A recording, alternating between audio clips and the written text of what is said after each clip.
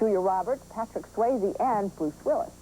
Well, Hollywood has been in and out of the television and movie business at various times in his career. Child star in Hollywood, then he disappears for a while. He comes back. He's left to sell real estate, and now he comes back with a flourish, with Blue Velvet and other films and lots of projects in the works. And of course, at present, the NBC series Quantum Leap, for which he has won a Golden Globe. You're flying high these days. Flying high, and I'm feeling really happy and really grateful. You play a hologram, sort of like a loose comparison like Leo G. Carroll in Topper. I play a hologram, but a hologram is really, it's an image of light. Like if you shot someone in a motion picture camera, it's a different type of photography. So it's a guy in the present that is able to travel back into the past and help this other Scott Bakula out as a hologram that only he could see and hear. Bakula, for those who haven't seen the series, is caught like in a 20-year stretch of Within time. about 30 years, this period of his own lifetime goes back to the about 54, 53. And he's lost in the past, and each week he takes somebody else's place in another time, another place, and another situation. Does Bakula ever find himself in actual historical situations, or is it simply the setting of the time and dealing with regular people? We haven't really done a known historical situation, but we touch on things that were real historical things constantly. We call them kisses with history.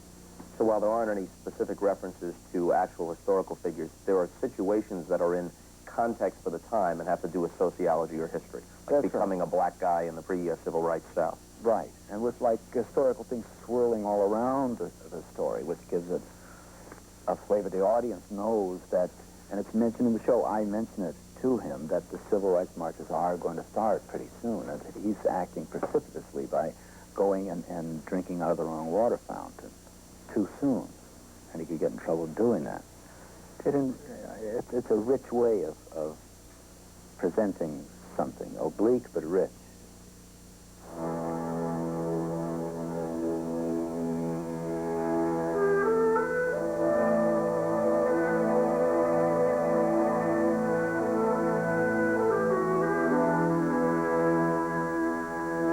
I don't know how you pulled it off. It was Miss Melanie.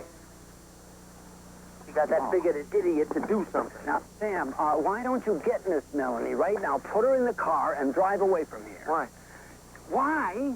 You got 23 minutes, and that train is going to hit her. So I should get in the car and start Yeah, driving? crossing's that way, you go that way. Al, you're getting a little paranoid. Sam, how do you think I lived this long? Sam, I'm not kidding you. I got a bad feeling about this one. You always have a bad feeling. I knew it, Sam. Damn it, I knew it.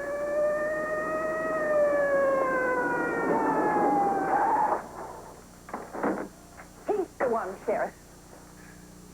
Jesse, I thought I warned you about causing any more trouble. All I did was bring a girl here who needed medical assistance.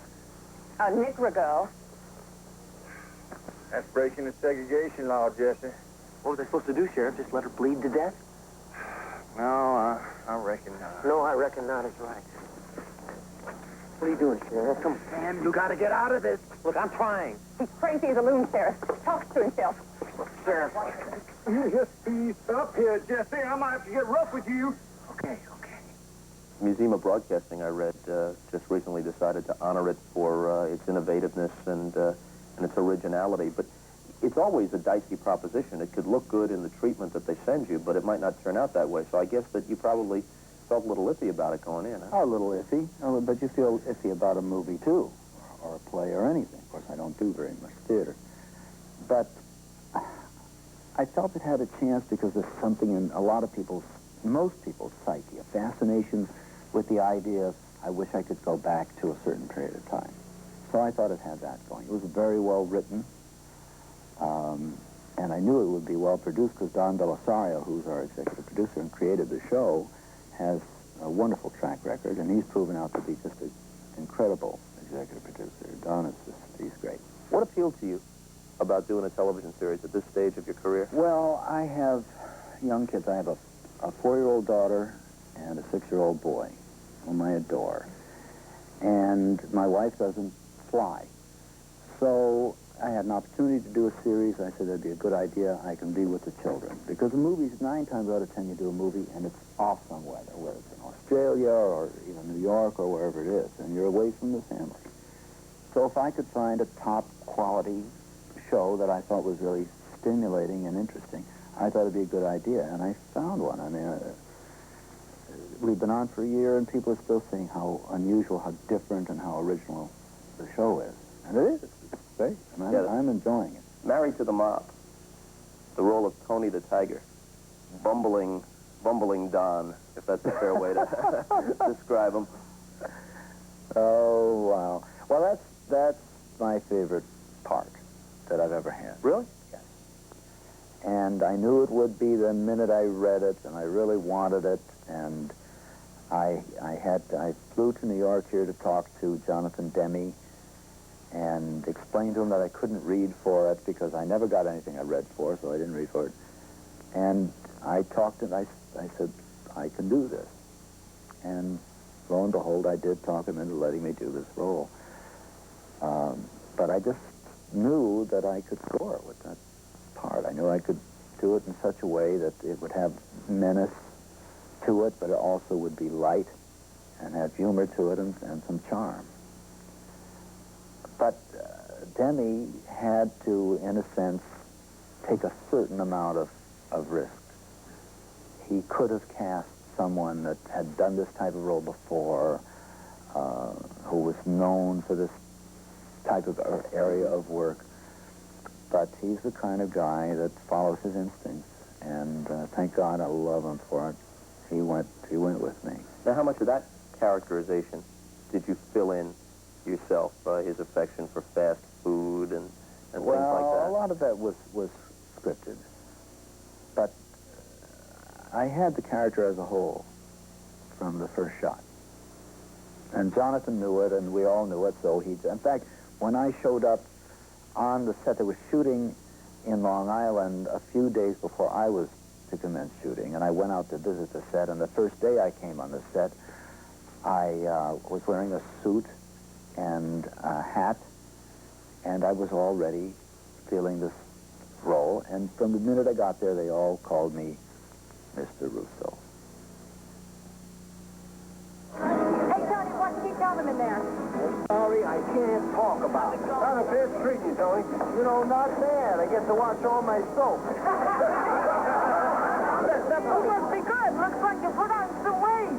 It's probably the bulletproof vest. Bulletproof vest. Are you afraid someone's going to knock you off, Tony? Afraid? With these gorillas around me, come on, I feel safer than a virgin at a eunuch convention. Hey, Robert. Excuse me, would you mind if I stepped in and took a leak? Go ahead. You're a gentleman.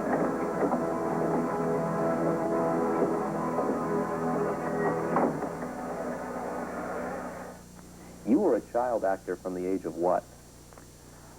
Well, the first thing I did was here in New York on Broadway when I was 6.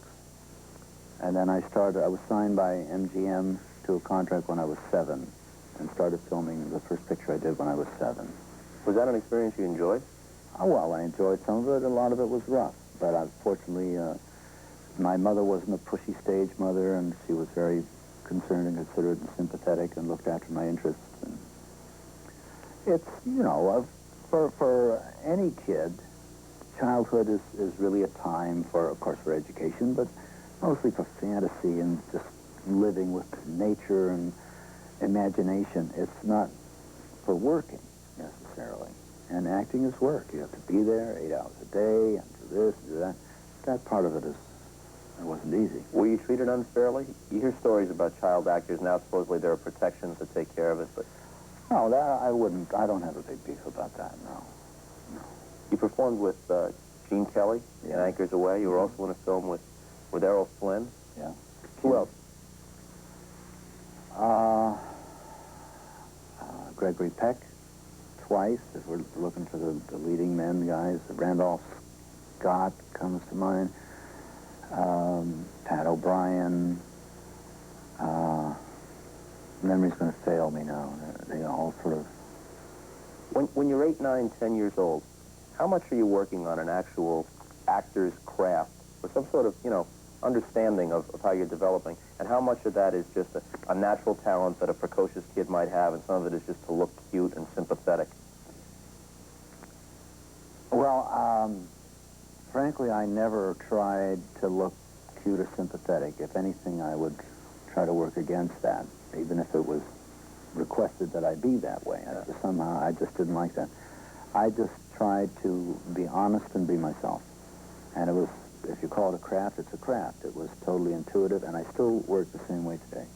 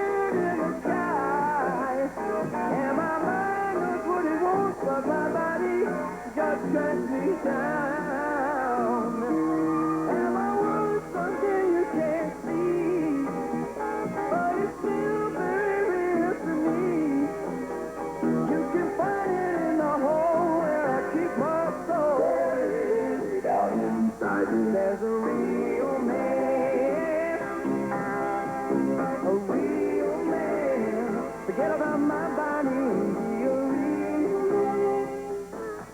The Mob in Blue Velvet at your video store, and I guess it's time to say goodnight. Good night, and take the leap. And thank you, Bob. It's been a pleasure. See you later. All right.